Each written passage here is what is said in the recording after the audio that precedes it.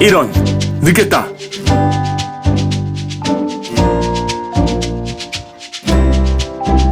안녕하세요.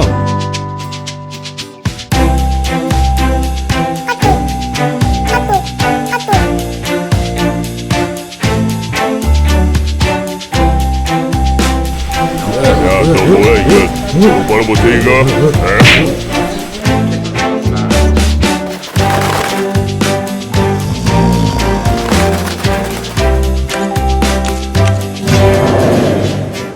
뭐야, 이건 예배가 아니잖아!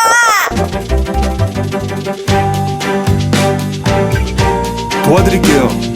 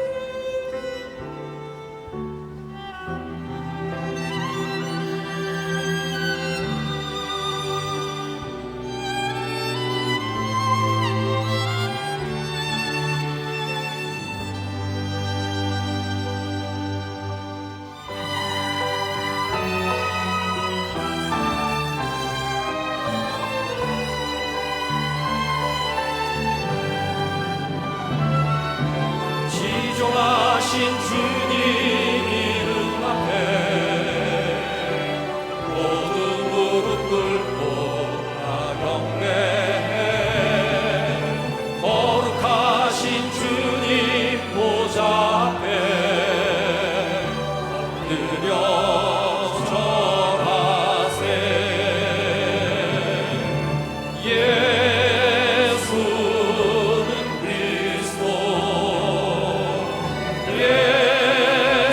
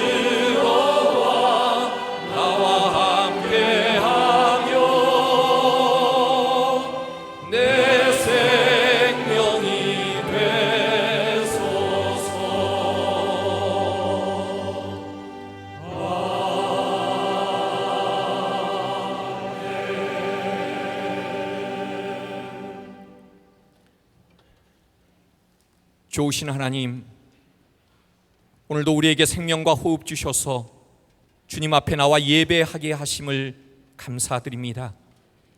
예배 가운데 임재하시는 하나님을 만나게 하시고 상한 심령과 육신을 치유하시고 회복시키시는 하나님을 경험하게 하여 주시옵소서. 특별히 우리의 힘과 방패가 되신 하나님, 주님만을 바라봅니다. 나라와 국민들이 메르스와 가뭄으로 인하여 고통과 두려움 가운데 있습니다. 이 기간을 통하여 거룩한 성전된 우리가 하나님 앞에 바로 서 있는지 우리 자신을 겸허히 돌아보게 하시고 깨어 기도하는 믿음의 사람들로 살아가게 하여 주시옵소서. 가뭄을 해결하기에는 아직 많이 부족하지만 단비를 내려주심을 감사합니다. 이 땅에 필요한 이른 비와 늦은 비를 때를 따라 내려주시고 메르스도 속히 이 땅 가운데서 사라지게 하여 주시옵소서. 메마른 우리의 심령 가운데도 성령의 단비를 부으셔서 우리의 심령과 영혼이 살아나게 하여 주시옵소서. 말씀 들고 서시는 담임 목사님, 성령의 기름 부으셔서 우리에게 능력과 은혜의 말씀 선포하게 하여 주시옵소서. 우리의 영적인 귀를 열어주셔서 하나님의 음성을 듣게 하시고 영적인 분별력을 가진 지혜로운 자로 살아가게 하여 주시옵소서. 오늘도 변함없이 헌신하는 손길들에게 하나님의 은혜로 함께하여 주시옵소서. 예수님의 이름으로 기도합니다. 아멘. 이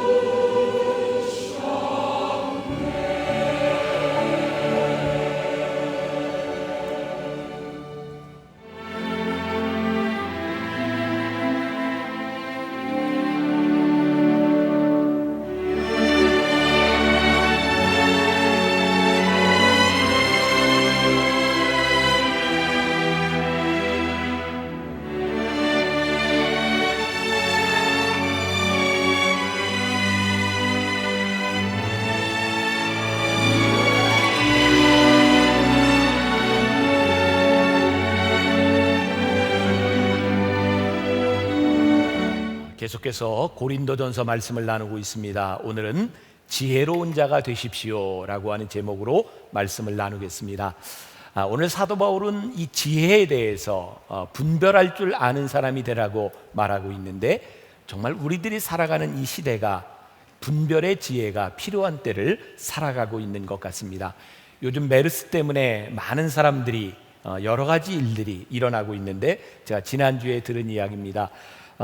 어떤 분이 스타벅스에, 우리 교인 중에 한 분인 것 같아요, 앉아 있는데 어떤 손님이 스타벅스에 들어오자마자 앞에 비치되어 있는 시럽에 가더니 시럽을 짜가지고 손을 이렇게 비비고 들어왔다는 얘기를 들었어요. 별일들이 다 일어나고 있죠. 참 비슷한 것 같지만 우리들의 삶에 구별해야 될 것들이 참 많은 것 같고, 그것은 지혜이기도 하다는 생각이 듭니다. 오늘 우리들에게 주시는 가장 중요한 말씀 중에 하나가 사도 바울이 여러분들은 하나님의 거룩한 성전입니다 라는 말씀입니다. 우리들이 살아가는 동안 우리들이 성전임을 우리들이 알고 구별하고 살아가는가, 이것은 어쩌면 우리 신앙의 굉장히 핵심적인 질문일 것 같습니다. 언젠가 저와 함께 이렇게 설교를 바꾸어서 했던 장경동 목사님이 집회를 마치고 나서 저와 함께 식사를 하게 되었습니다. 신앙생활을 얼마 시작한 지 안 되는 교인이 식사 대접을 하게 되었는데, 식사 중에 이분이 잠깐 나갔다 들어오더라고요. 보니까 그 시간을 참 참기가 힘들어서 담배를 피고 온 것 같아요. 냄새도 솔솔 나고. 이 장 목사님이 그렇게 이야기를 했습니다. 예수를 잘 믿고 성령님을 모시려면 담배를 끊으세요. 연기가 가득하면 예수님 답답해서 오시겠소? 이렇게 이야기를 하시더라고요. 저에게 굉장히 인상적인 이야기였습니다. 우리들 속에 무엇이 있는가는 또 우리들 속에 무엇을 가질 것이냐 하고 연관이 되어 있는 문제입니다. 여러분들 속에는 무엇이 있는가? 제가 지난주에 읽었던 책 중에 새로 나온 책인데, 짐 심발라라고 하는 브루클린 태버네클 처치의 목사님이 쓴 책이 있습니다. 성령으로 다시 시작하라. 그 책에 보면 한 여성 모델에 대한 이야기가 나옵니다. 이 목사님의 교회를 다니고 있는데, 이 여인은 믿음을 가지고 교회를 나왔던 것은 아니고 그냥 친구의 권유에 의해서 설교를 듣고 예배를 참석하게 되었답니다. 어느 순간에서부터인가 믿음이 들어가기 시작했고 하나님의 사람으로 사는 것에 대한 고민이 시작되었는데, 모델이기 때문에 그런 사람들이 함께 모이는 파티에를 자주 참석을 했었던 것 같아요.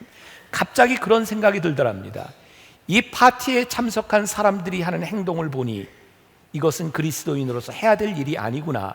파티를 끊었답니다. 모델로서 여러 가지 그런 모델로서 활동을 하면서 여러 가지 일을 하는데, 한 번은 속옷 광고 모델을 하던 자신의 모습을 보면서 속옷 광고를 하는 것이 잘못된 것이 아니라 자신이 성적으로 상품화되고 있다는 생각에 모델 일을 해도 일을 골라야 되겠구나라는 생각을 하게 되었답니다. 그 책에서 내가 하나님의 자녀요 존귀한 사람이라고 하는 것을 깨닫게 되면서 그 여인의 삶에 일어났던 변화에 대한 이야기가 나오고 있습니다. 오늘 말씀의 주제, 지혜로운 자가 되는 데 있어서 참 중요한 것, 여러분들이 하나님의 성전인 것을 알지 못하십니까? 여러분들이 하나님의 성전이기 때문에 그 안에 성령님이 거하신다는 사실을 알지 못하십니까? 다시 말한다면 우리들이 하나님의 거룩한 성전이 되어야 하는데, 우리들의 몸이 거룩하지 못하면 성전이 되지 못할 뿐만 아니라 성령님이 우리들 속에 계시지 않다는 말입니다.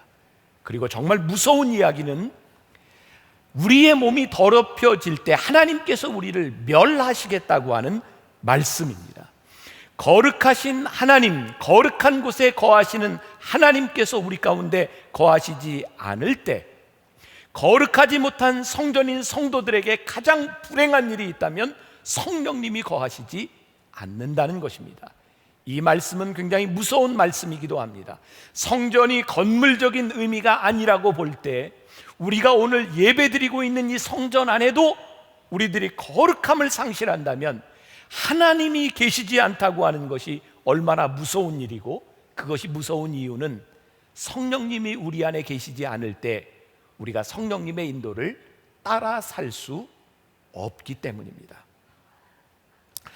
제가 말씀을 준비하면서 보았던 어떤 책에 한자로 이런 말이 있더라고요. 불경어수 경어인. 우리들의 얼굴을 물에 비추어 보지 말고 사람에게 우리의 얼굴을 비추어 보라, 이런 말입니다. 물에 우리들의 모습을 비추어 보면 우리의 겉모습만 보이지만 사람에게 우리의 모습을 비추어 보면 우리의 인격과 우리의 속마음도 보게 될 것이라는 사실입니다. 우리가 하나님의 거룩한 성전인지 아닌지를 우리들이 어떻게 알 수 있는가? 우리들이 만나는 사람을 통해 비추어지는 내 모습을 볼 때 우리들이 누군지를 분명히 알 수 있게 된다는 말입니다. 여러분들과 함께 살아가고 있는 가장 가까운 사람들에게서 여러분들의 모습이 있다는 말이죠. 오늘 본문 말씀 17절에 누구든지 하나님의 성전을 더럽히면 하나님이 그 사람을 어떻게 멸하시리라. 하나님의 성전은 거룩하니 너희도 그러하라 라고 말씀했어요. 이 말씀을 묵상하며 준비하던 중에 저에게 떠오른 인물이 하나 있었습니다. 사무엘상 2장에 나오는 당시의 제사장이었던 엘리 제사장이었어요. 엘리 제사장에게는 두 명의 아들이 있었습니다. 아시죠? 홈니와 비느하스. 그런데 이 홈니와 비느하스가 제사장의 아들이었다는 것은 무엇을 의미하면 그 사람들이 또 제사장이 될 것이라는 말입니다. 근데 이들이 얼마나 타락하고 죄를 지었냐면 하나님께 드려지는 제물을 하나님께 드리기 전에 자신들이 가져다 먹습니다. 또한 성전 회막에서 수종드는 여인들을 데려다가 취합니다. 성적인 죄에 빠지게 된 일입니다. 사무엘상 2장 23절에 이 일을 가리켜서 뭐라고 얘기하냐면 너희가 어찌하여 이런 일을 하느냐? 내가 너희의 악행을 이 모든 백성에게서 듣노라. 엘리 제사장이 자기 아들들이 하는 일들을 어떻게 해요? 들었다고 되어 있습니다. 악행을 들었다. 잘못된 게 없는 것 같습니다. 그런데 아주 심각한 문제입니다. 감리교 신학대학의 교수로 있는 구약학 왕대일 교수가 쓴 삶에서 그리스도가 빛나게 하십시오 라고 보면 이 부분에 대해서 악행을 듣는다라고 하는 말을 이렇게 표현하더라고요. 우리가 마치 하나님의 말씀을 듣는 것처럼 악행을 듣는다. 지금 악행이 일어나고 있는 것이 문제가 아니라 악행을 듣는 것이 문제라는 거예요. 이게 무슨 말인가요? 엘리 제사장이 섬기던 그 시대에 하나님의 말씀이 희귀하여 하나님의 이상이 보이지 않는데, 아까 제가 불경어수 경어인이라고 하는 말을 했죠. 엘리 제사장이 자신의 아들들을 통해 악행을 듣는 것이 중요한 것이 아니라 그 아들들의 모습을 보면서 자신의 모습을 보았어야 합니다. 내가 자식을 제대로 기르지 못하고 이 불경한 일들이 일어나고 하나님을 모독하는 일들이 일어나는, 거룩함이 훼손된 일들이 일어나는 그 자식들의 모습 가운데서 자신의 모습을 보았어야 합니다. 하나님의 말씀이 더 이상 들리지 않는 희귀한 시대를 살아가고 있는 제사장으로서의 잘못된 모습을 보았어야 한다는 거예요. 여러분, 무서운 이야기인데 여러분들의 자녀들 모습 가운데 여러분들의 모습을 보아야 된다는 말입니다. 여러분들의 자녀의 신앙의 모습 가운데 여러분들의 신앙의 모습이 있다는 거예요. 무서운 이야기인데 오늘 예배를 드리고 있는 만나 교인의 교인들의 모습 가운데 설교하고 있는 담임자의 제 모습이 있다는 말입니다. 여러분들이 가장 가까이에서 만나는 그 사람들에게서 여러분들의 모습이 보여져야 된다는 말입니다. 무서운 말씀입니다. 그리고 중요한 것은 우리가 그리스도의 성전이기 때문에 그 누군가가 우리를 통해서 보는 성전의 모습을 통하여 그들이 하나님을 믿어야 될 터인데, 오늘날 우리들의 거룩함이 사라져버린 것이 얼마나 큰 문제인지. 사무엘상 4장으로 가면 이스라엘 백성들이 블레셋과의 전쟁에서 패하고 난 이후에 홈니와 비느하스가 전쟁에 이기기 위하여 하나님의 법궤를 들고 전쟁에 나갑니다. 어떻게 됐는지 아세요? 전쟁에 집니다. 진 것이 문제가 아니라 홈니와 비느하스가 전쟁에서 죽임을 당합니다. 그 죽임을 당했다는 이야기를 듣고 엘리 제사장이 놀래서 의자에 떨어져 목이 부러져 죽습니다.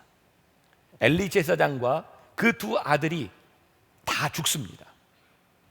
하나님께서 멸하시겠다고 하는 말씀이 그대로 이루어진 부분이기도 합니다. 여러분 잘 기억하십시오.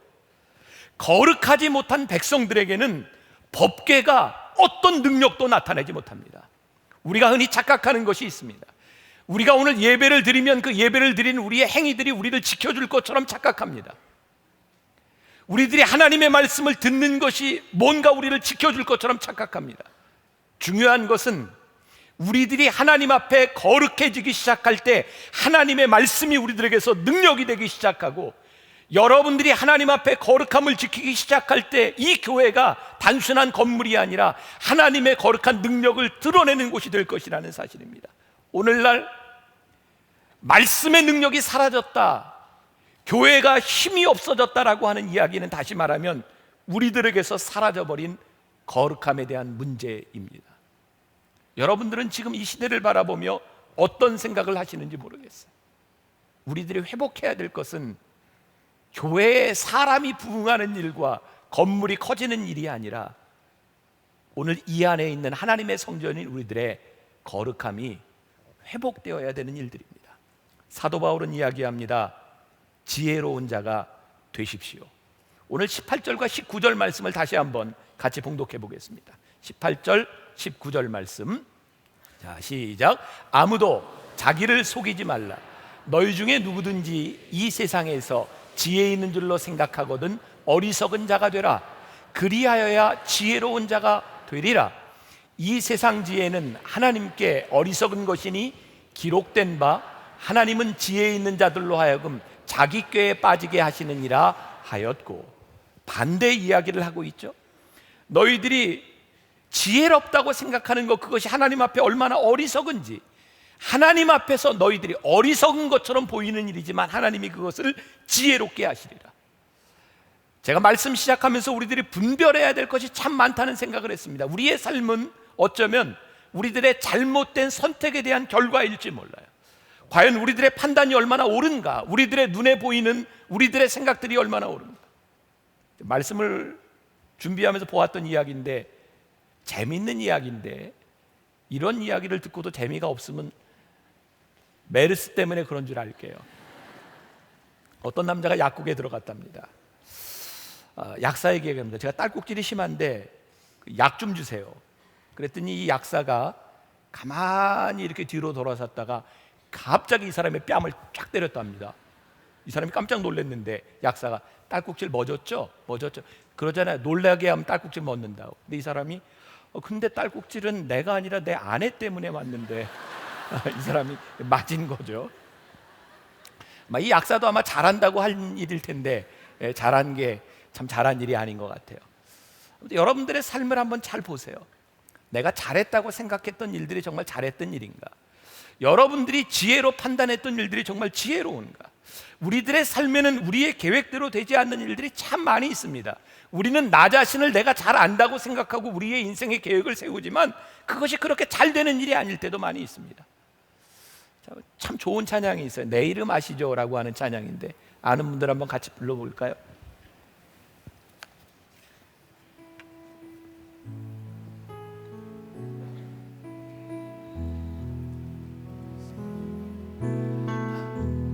나를 지으신 주님 내 안에 계셔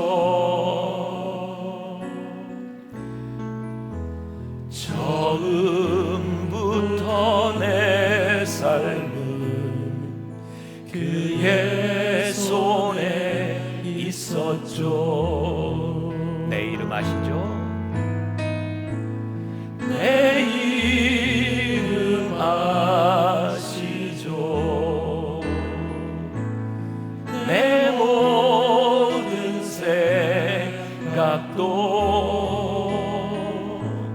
내 흐르는 눈물 그가 닦아주셨죠. 그는 내 아버지,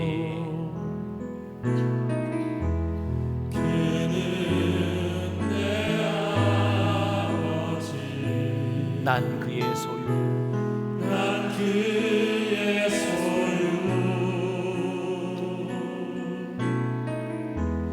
내가 어딜 가든지 날 떠나지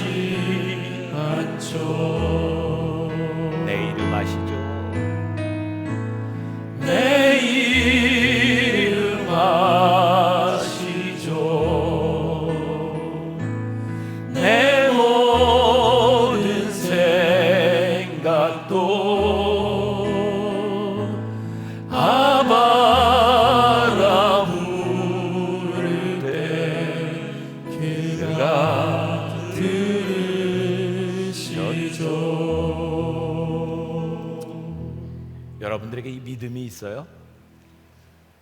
내 이름 아시죠? 내 모든 생각도. 나를 지으신 주님, 그분이 내 안에 계셔. 나보다 나를 더 잘 아시는 그분, 하나님 아버지의 지혜로 우리들이 살아간다고 하는 것, 이것은 추상적인 문제가 아니에요. 오늘 제가 이 말씀을 듣고 늘 그랬던 것처럼 새벽에 어머니 기도실에서 기도하면서, 하나님, 오늘 제가 이 말씀을 들고 전하는 이 말씀이 추상적인 말씀이 되지 않기를 원합니다. 지혜로 따라 살아간다고 하는 이 말씀이 하나님의 지혜로 살아간다고 하는 것이 우리들에게 뜬구름 잡는 이야기가 아니라, 우리가 하나님 앞에 지혜를 구할 때 우리를 지으신 하나님께서 우리에게 주시는 그 지혜가 우리들의 삶에 얼마나 구체적이고 실제적인 일인지를 우리들이 깨달아 알고 살게 하여 주옵소서. 우리들에게 이 믿음이 없다면 어떻게 하나님 앞에 우리들이 기도하며 우리의 인생을 맡길 수 있겠습니까? 야고보서 1장 5절 말씀해 보니까, 너희 중에 누구든지 지혜가 부족하거든 모든 사람에게 후히 주시고 꾸짖지 아니하시는 하나님께 구하라. 오늘 여러분들의 인생의 문제, 여러분들의 삶의 진로, 하찮은 것처럼 보이는, 아니 여러분들이 가장 자신 있게 생각하는 그 부분에 있어서도 여러분들이 하나님 앞에 지혜를 구할 때에 후히 주시고 꾸짖지 아니하시는 하나님께서 우리들에게 주시리라고 하는 이 믿음, 우리들에게 필요한 것은 형편을 바꿔달라고 하는 기도가 아니라, 오늘 이 형편 가운데 하나님이 우리들에게 뜻하시는 것이 무엇인지를 아는 것, 하나님께서 우리들에게 지혜를 주셔서 능히 이길 수 있는 힘을 달라고 기도하는 것. 적어도 저는 지난 금요일부터 하나님께서 제 마음에 주신 생각이, 왜 우리 민족을 이렇게 곤고하게 하십니까? 하나님 100년 만의 가뭄이라고 하는 이 가뭄 가운데서 하나님, 우리가 할 수 있는 일이 무엇입니까? 메르스, 아무렇지도 않게 생각했을지 모르지만 우리들이 통제할 수 없는 이 상황 가운데서 하나님 우리들에게 무엇을 하라고 말씀하십니까? 시청 앞에서 동성연애자들이 모든 사람들이 보는 앞에서 퍼포먼스를 하고, 그런 상황 가운데서 신앙인들이 무엇을 해야 되겠습니까? 하나님께서 저에게 주시는 생각은 기도하라는 사인으로 들리는 거예요. 하나님, 우리 민족이 정말 힘들고 어려웠던 때, 6.25를 지나고 구한말을 지날 때, 우리나라가 60년대 70년대 어려운 시간을 지날 때 여기저기 민족재단에서 무릎 꿇고 기도하던 사람들을 통해서 이 민족을 세워주셨던 하나님께서 오늘 한국교회에 말씀하시는 것이 무엇일까? 너희들이 돈으로 누구를 도와주는 것이 문제가 아니고, 단순히 사람들에게 찾아가서 도와주는 것에 대한 문제가 아니고, 이거 근본적인 이 민족과 이 나라를 위한 기도를 하나님께서 우리들에게 요청하는 것이 아닐까? 저에게는 그런 생각이 들었어요. 오늘날 이 시기에 하나님께서 우리들에게 주시는 그 지혜는 하나님과의 관계와 밀접한 연관이 있어요. 얼만큼 하나님을 믿고 내가 신뢰하느냐에 따라 하나님께로부터 오는 지혜가 나의 것이 될 수 있어요. 로마서 11장 33절 말씀, 우리 같이 한번 보겠습니다. 꼭 기억했으면 좋겠어요. 같이 봅니다. 깊도다 하나님의 지혜와 지식의 풍성함이요, 그의 판단은 헤아리지 못할 것이며 그의 길은 찾지 못할 것이로다. 깊도다 하나님의 지혜와 지식의 풍성함이요. 우리가 하나님을 믿고 신뢰하지 않는데 어떻게 하나님의 지혜의 풍성함이 우리 가운데 들어올 수 있겠습니까? 하나님의 지혜를 믿고 신뢰하기 시작할 때 그 깊은 지혜의 지경이 우리들의 삶에서 넓혀질 수 있지 않겠습니까? 적어도 사도 바울이 하나님을 만나기 전 그에게 중생의 체험이 있기 전에는 그가 생각하는 지혜를 가지고 살았어요. 그가 부활하신 하나님을 만나고 그가 믿음의 고백을 합니다. 빌립보서 3장 8절에 보니까, 또한 모든 것을 해로 여김은 내 주 그리스도 예수를 아는 지식이 가장 고상하기 때문이라. 여러분들의 삶에 가장 고상한 것이 그렇지 않은 것들을 배설물로 여기게 하는 그것이 무엇인가? 제가 여러분들에게 자주 하는 이야기입니다.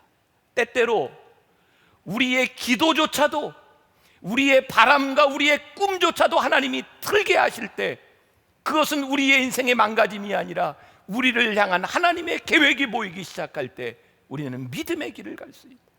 창세기 26장에 보면 우리가 잘 아는 이삭의 이야기가 나오고 있어요. 이삭이 그랄 지방에 거하게 될 때에 그가 그 땅에서 정착하기 위해서 우물을 파요. 당시 근동 지방의 이스라엘 지역에는 물이 그렇게 나오는 데가 아닙니다. 우물을 팠는데 물이 나와요. 얼마나 감사한 일입니까? 근데 그랄 지방에 사는 그 사람들이 이삭의 우물을 빼앗습니다. 이삭은 진짜 바보같이 싸움도 하지 아니하고 그 우물을 양보하고 다른 곳에 가서 우물을 팝니다. 팠는데 또 우물이 나와요. 그랬더니 그 사람들이 그 우물을 또 빼앗아요. 이삭은 바보같이 그 우물을 양보하고 또 떠나갑니다. 아니, 그리고 팠는데 또 우물이 나와요. 그때 놀라운 신앙의 고백이 창세기 26장 28절에 그 우물을 빼앗았던 사람들의 이야기입니다. 그들이 이르되 여호와께서 너와 함께 계심을 우리가 분명히 보았으므로 우리의 사이 곧 우리와 너 사이에 맹세하여 너와 계약을 맺으리라 말하였노라. 제가 오늘 여러분들에게 하고 싶은 이야기가 뭔지 아세요? 우리의 지혜와 우리의 세상의 방법으로는 내가 판 우물을 지키는 것이 맞는 일입니다. 그런데 그 지혜로 살아가는 것이 아니라 하나님이 주시는 마음 때문에 다른 곳에 가서 우물을 파고 또 바보처럼 우물을 빼앗겼는데, 그 바보 같은 이삭을 바라보며 하나님을 알지 못하는 사람들이 고백하기를 내가 너를 보니 여호와께서 너와 함께 하심을 보았노라. 우리들이 신앙에 우리들이 꿈꿔야 될 것이 무엇입니까? 우리들이 정말 바보처럼 사는 것 같고 세상의 지혜로 사는 것 같지 아니한데, 우리들이 미련한 것 같은데 우리의 삶을 통해서 사람들이 고백하는 거예요. 내가 너를 보니 하나님이 계시는구나. 세상의 지혜를 하나님이 패하셔서 미련한 것들을 통하여 영광을 받으시는 순간입니다. 우리가 하나님을 믿고 신앙으로 살아간다는 것이 적어도 세상과는 달라야 하지 않겠는가. 제가 참 좋아하는 말입니다. 신앙으로 산다고 하는 것은 세상에 대하여 어리석게 사는 일이다. 세상 사람들과 우리들이 똑같이 살아간다면 우리의 가지고 있는 신앙이 무엇입니까?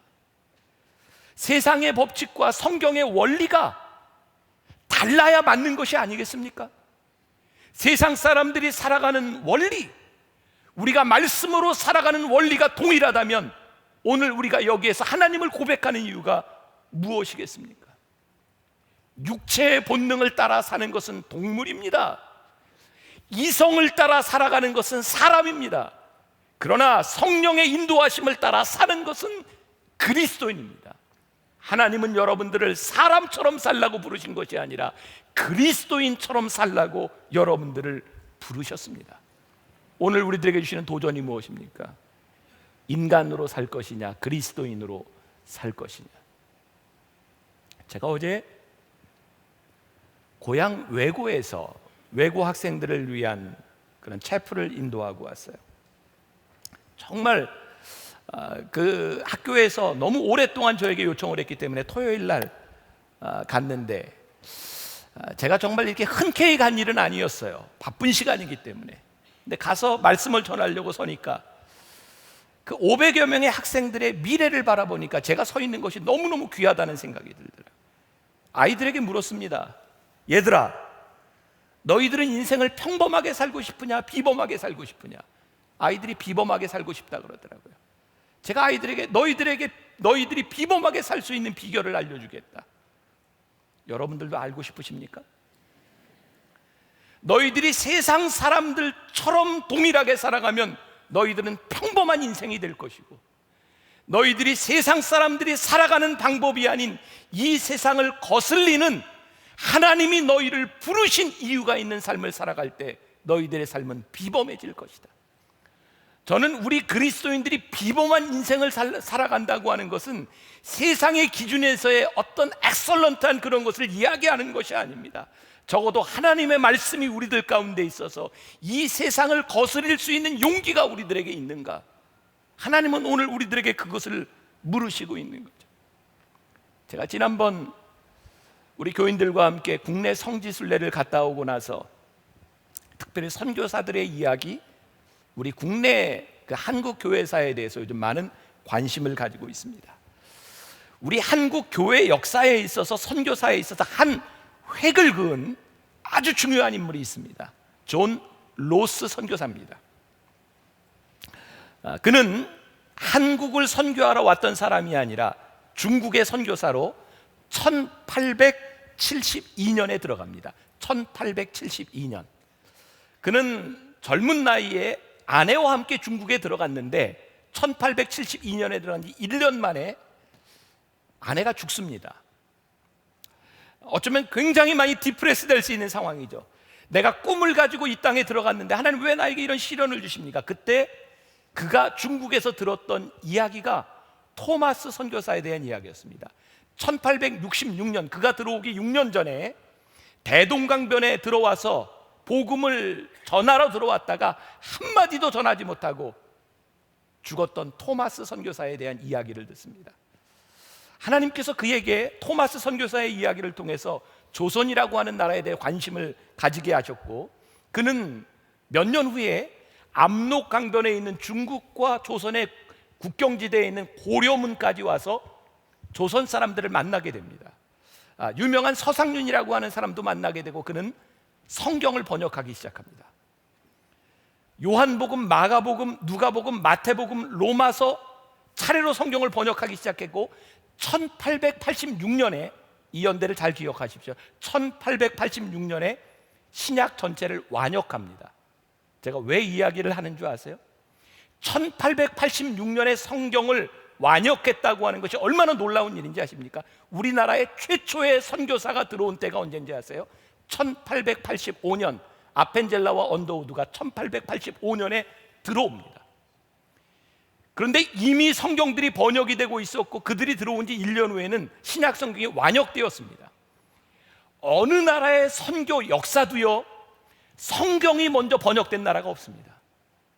선교사들이 들어와서 선교하면서 성경을 번역하고 번역한 성경을 가지고 선교하는데, 이 조선 땅은 이미 존 로스라고 하는 사람을 통해 성경을 번역하게 했고 그 이후에 복음이 전국에 퍼지게 됩니다. 저는요, 이 존 로스의 이야기를 들으면서 어쩌면 그가 중국을 생각하고 그의 계획은 중국 땅이었는데 중국에 온 그를 향한 하나님의 계획은 조선 땅이었다는 거예요. 하나님은 그의 계획대로 움직이신 분이 아니라 하나님의 계획대로 그를 쓰시고 있다는 사실이에요. 여러분, 하나님 앞에 여러분들을 열어놓으십시오. 여러분들이 무엇을 계획하였든 괜찮습니다. 그러나 여러분들의 계획이 아닌 하나님의 계획으로 여러분들을 쓰시는 부분에 대해서 여러분들을 열어놓으십시오. 저는 지금 만나교회에 제가 한 가지 중요한 사역을 놓고 기도하고 있습니다. 근데 제가 매일 기도하는 내용이 뭔지 아세요? 하나님, 저에게 이 마음을 주셨는데 하나님이 원하시는 일이면 하나님 인도하십시오. 그러나 하나님이 원하시지 않는다면 막아주십시오. 순종하겠습니다. 하나님은 우리의 계획이 아닌 하나님의 계획대로 일하시는 분. 욥기 23장 10절에 보면 욥의 놀라운 고백이 있죠. 그러나 내가 가는 길을 그가 아시나니 나를 단련하신 후에는 내가 순금같이 되어 나오리라. 어떻게 해요? 내가 가는 길을 누가 아세요? 그가 아시나니. 내가 내 길을 아는 것이 아니라 그가 내 길을 아시나니 어느 날 내 모습을 바라보니 그가 나를 순금같이 만드셔서 나를 쓰시고 있구나. 여러분들의 인생의 가장 놀라운 믿음의 고백이 무엇일까요? 내가 이렇게 애쓰고 정말 바락바락 애쓰며 살아왔는데 내가 실패한 것 같았는데 지금 내 모습을 바라보니 하나님이 나를 순금같이 만드셔서 나를 이 자리에 있게 하셨구나. 얼마나 놀라운 믿음의 고백입니까? 오늘 사도 바울은 21절에서 그런즉 누구든지 사람을 자랑하지 말라, 만물이 다 너희 것임이니라 라고 말씀하고 있어요. 사람을 자랑하지 말라. 제가 말씀을 준비하며 보았던 리빙 바이블에 보면 이런 식의 표현이 되어 있습니다. 세상의 지혜로운 자를 따라가는 것을 자랑하지 말아라. 지혜로운 자를 따라갈 생각하지 말아라. 왜? 하나님께서 이미 너희에게 주셨느니라. 너희들에게 필요한 것은 하나님을 믿고 신뢰하며 하나님의 지혜를 구하는 것이지 세상의 지혜를 따라 살아가지 마라. 제가 언젠가 읽었던 곽선희 목사님의 책을 보니까 중국이 개방된 지 얼마 안 돼서 만리장성을 가게 되었답니다. 그때 안내를 한 사람이 북경대학의 청년이었는데 곽선희 목사님이 그 만리장성을 보면서 정말 너무너무 감동이 돼서 야, 굉장하구나 그랬더니 그 북경대학생이 이렇게 얘기해요. 미련한 일이지요. 미련한 일이지요. 여러분, 만리장성이, 우주에 가서 봐도 보이는 그 만리장성이, 여러분 그 시대에 진시 황제가 만들었던 만리장, 여러분 상상이 갑니까? 어떻게 그 시대에 저런 만리장성을 쌓을 수 있었을까? 만리장성 쌓고 얼마 안 돼 제국이 멸망합니다. 외적이 침입하지 말라고 만들어놓은 만리장성 금방 넘어갑니다. 저는요, 처음 삼국지를 읽었을 때, 삼국지 읽어보셨어요? 남자가 삼국지를 안 읽어보고 인생을 얘기하지 마라 그러잖아요. 삼국지 전 여러 번 봤거든요. 삼국지 너무너무 재밌잖아요. 그 삼국지에 나오는 그 도원결이, 제갈량 얼마나 멋집니까? 거기 나오는 뭐 손권, 뭐 이제 주유, 뭐 이런 사람들 너무 멋지지 않아요?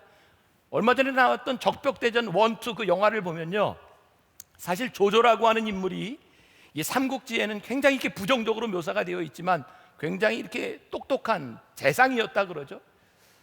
이 조조가 80만 대군을 이끌고 그 적벽에서 싸우잖아요. 그때 손권, 유비 같이 이렇게 동맹을 맺죠.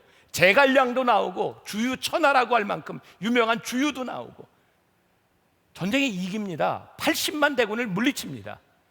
제가 삼국지를 보면서, 제가 중학교 때 삼국지 처음 보면서 진짜 허망했던 게 뭐냐면, 그 주인공들이 다 사라지고 그들이 천하를 제패하지 못했다는 거예요.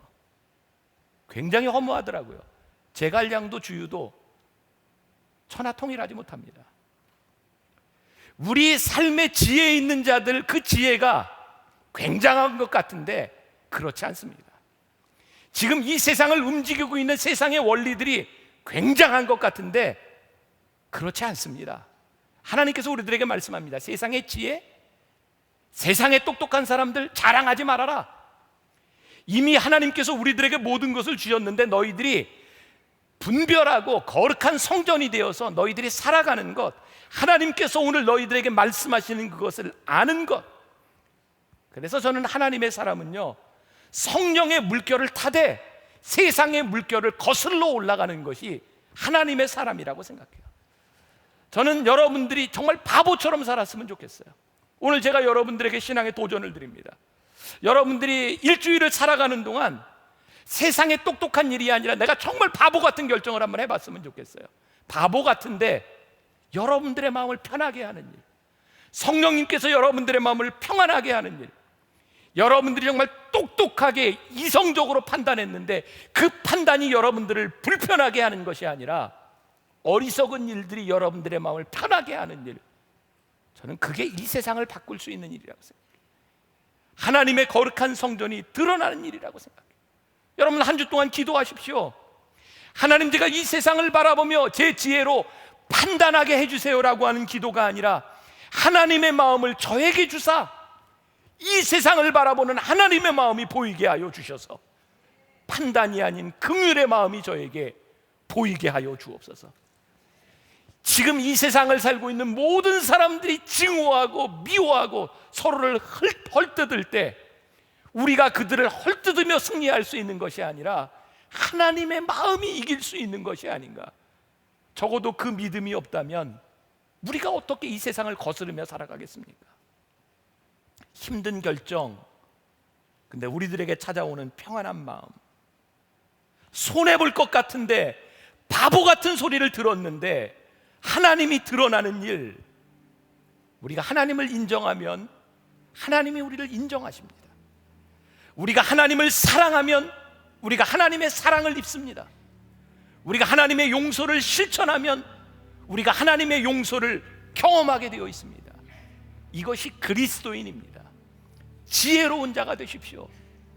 세상에서부터 미련한 자 같으나 그러나 지혜로운 자, 이것은 추상적인 얘기가 아니라 여러분들의 삶에 아주 구체적인 이야기가 될 때 여러분들의 길을 인도하시는 하나님을 여러분들의 입술로 고백하게 될 줄 믿습니다.